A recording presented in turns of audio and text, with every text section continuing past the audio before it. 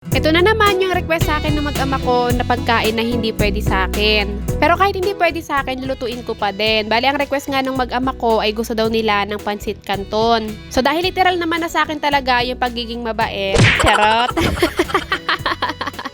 Ito at pagbibigyan ko yung request nila na pansit canton. Pero this time, lalagyan ko na ng mga gulay. Bali sa loob ng January, ito na yung pangalawang beses na kain sila ng pansit canton. Kung matagal na kayo nanonood ng mga vlog ko, minsan ko nang nasabi doon, sa loob ng isang buwan, 2 beses pwedeng kumain ng pansit canton si Daddy at si Athena. Kapag nagluluto ng pansit canton, si Athena, siya na talaga yung nagluluto ng para sa kanya. Hindi na talaga ako nagluluto ng pansit canton niya. Kasi si Athena naman, natuturuan ko naman na siyang magluto ng paunti-unti ng mga madaling lutuin lang. Pero ngayon, dahil nga lalagyan ko to ng mga gulay, ako na yung magluluto. Bawal sa akin tong nga gantong klaseng pagkain, yung mga instant, pero kakain pa din ako neto. Kaya lang naman kasi talaga bawal sa akin to kasi nga yung alat neto. So ang gagawin ko, babawasan ko na lang yung seasoning netong pansit canton para makakain ako at mabawasan yung alat. Tapos ito namang gulay na igigits ako na ilalagay nga or ihalo dun sa pansit canton. Hindi ko na to titimplahan ng asin o oyster sauce. Lalagyan ko lang to ng paminta at saka asukal para mabalance nga lang din yung alat. Kasi pag tinimplahan ko pa to ng asin o kaya oyster sauce, so parang hindi rin ako nagbawas ng alat. Binawasan ko nga yung seasoning na pansit canton, pero yung gulay naman nilagyan ko ng asin or di naman kaya oyster sauce. Hinapcook ko lang yung mga gulay para nga hindi lata, tapos doon ko naman na inilagay yung mga seasoning at saka yung mga liquid seasoning nitong pansit canton doon sa gulay. Hindi ko na lang naipakita sa inyo, pero yung mga seasoning powder, binawasan ko yung tinapon ko na doon sa lababo. Naluto ko na itong pansit canton na nilagyan ko ng gulay, pinatay ko na yung induction, tapos tinikman ko. And in fairness naman, tumabang.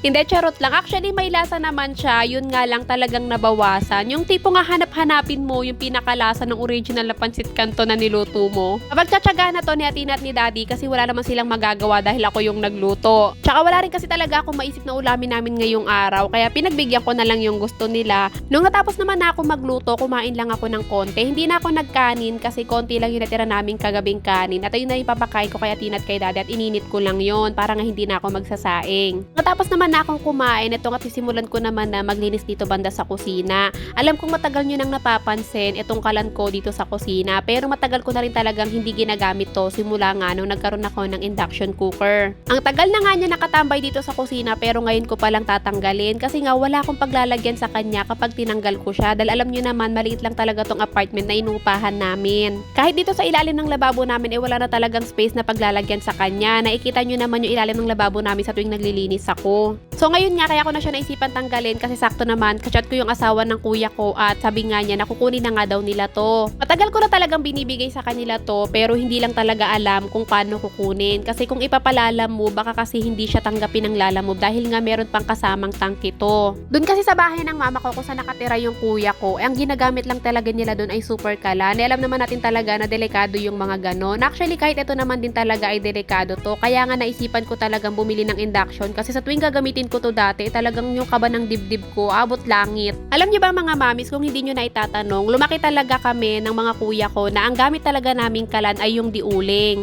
Kaya sobrang natuwa talaga ako na naka-experience ako na magkaroon ako ng ganto. Pero yung tuwa na yun, napalitan ng kaba kasi hindi para talaga biro magkaroon ng mga gantong klaseng kalan kasi nakakatakot talaga tuwing nagbubukas ako ng tangke tapos magbubukas din ako ng kalan. Kaya nung time talaga na nagkaroon kami ng pera, sabi ko kay Daddy, pilitin na lang namin na makabili kami ng induction kasi sa tuwing wala siya talaga, hindi talaga ako nagbubukas ng kalan kasi natatakot ako baka biglang sumabog. Kaya alam nyo mga mami, simula nung nagkaroon kami ng gantong kalan yung may tangke na malaki, hindi talaga ako madalas magluto. Mas madalas kaming bumili ng ulam lalo na kapag wala si Daddy kasi natatakot nga ako na magbukas ng kalan na wala siya. Kaya pag andito siya ang ginagawa ko kapag magluluto na ako noon, sa kanya ko pinapabukas yung tangke pati yung kalan. Di ba mga mamis, minsan may time na kapag bukas mo ng stove mo hindi agad lumalabas yung apoy.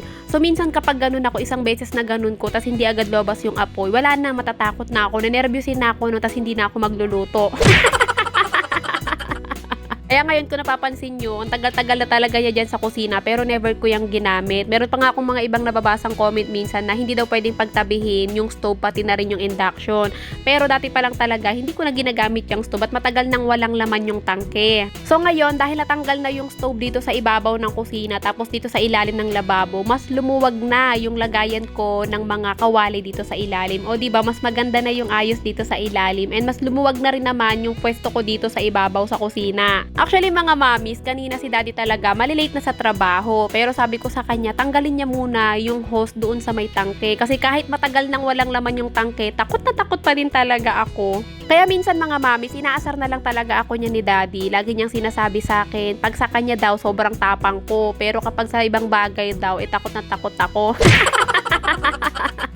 Nung natapos ako maglinis kanina dun sa kusina, maraming mga mantikang kumapit sa kamay ko galing nga dun sa stove. Tapos pinunas ko lang sa damit ko. Kaya ito, nag-half-bath ako. After ko naman mag-half-bath, naisipan ko na maglinis ng CR. Kasi kanina habang nasa CR ako, pansin ko na parang ang dumi na nung CR. Naalala ko na parang 2 weeks na pala nung huling naglinis ako dito sa CR. Kasi nga ang ginawa ko, puro laba. Kaya hindi ko naalala na maglinis ng CR. So ngayon, dahil ang huling labahan ko na lang naman na talaga ay yung mga short namin ni Athena, linisin ko na nga lang muna tong CR. Tapos kinabukasan na ako maglalaba. So meron akong gamit, yung Domex ba yun mga mamis. Pero kapag hindi ko inahaluan ng tubig yun, sobrang sakit sa ilong at para ako nasusuffocate dito sa loob ng CR. Kaya ang ginawa ko, naglagay ako ng konting Domex tapos naglagay ako ng tubig para nga hindi siya ganun katapang yung amoy. Pero dito ko lang naman siya ipinanglinis sa mga tiles pati sa wall. Pero pag dito sa bowl namin, talagang ibinuhos ko yung Domex kasi nga gusto ko talaga maputi itong bowl namin. So ang ending, ganun pa din, hindi pa rin nabawasan yung tapang ng amoy. Pero kasi hindi kasi talaga ako kontento na hindi yung pure Domex ang ibubuhos ko dito sa bowl namin.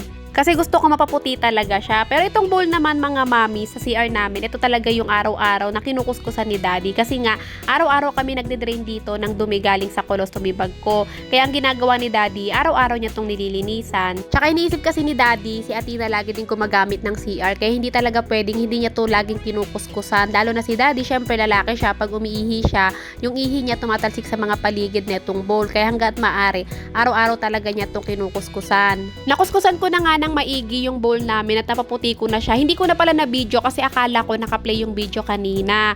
Tapos hindi ko na natapos tong paglilinis ng CR kasi oras na ng pagligo ni Athena. Meron kasi kaming laging alarm kung anong oras maliligo si Athena. And gabi na nung mga oras na to, sa gabi talaga naliligo si Athena mga mamis kasi nga ayaw niya nang basa yung buhok niya kapag papasok siya ng umaga. Bali bukas ko na lang ipagpapatuloy yung paglilinis ng CR kasi pagod na din naman ako. At syempre hindi pwedeng kalimutan ang maghilamos gamit yung sabon na araw-araw ko nire-recommend sa inyo.